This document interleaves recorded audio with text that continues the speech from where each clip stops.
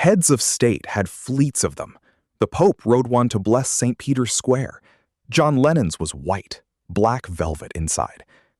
Picture Stuttgart, autumn of 1963, a factory floor at Sindelfingen. 10 men around one chassis. 50 working days for one car.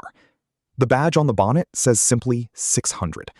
The world calls it the Grocer, the biggest Mercedes ever built. The engineers refused electric motors for the comfort fittings. They argued the small motors would buzz, so they built a closed-loop hydraulic system instead.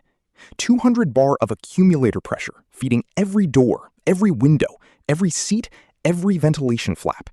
The engine surrendered 50 horsepower just to run it.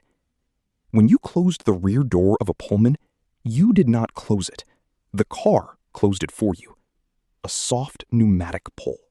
The thud of a bank vault. At launch in '63, it was the most expensive production car in the world.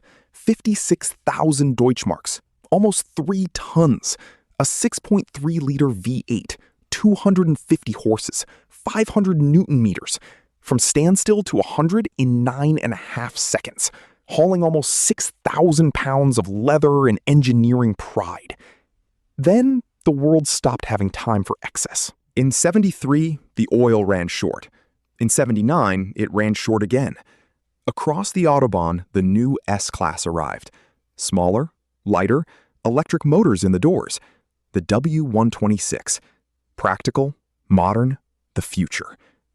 The Grocer kept being built anyway. Slower, quieter, almost defiant. On June 17, 1981, the last 600 rolled out of Sindelfingen. 2,677 cars total in 18 years. In 2003, hip-hop discovered the Pullman. Black on black, curtains in the rear windows. The car of every world leader and every magnate and every collector who could afford to ride in silence. Suddenly, it was every other music video. Auction houses noticed. A clean 4-door Pullman now sells between $300,000 and $1 million at Sotheby's.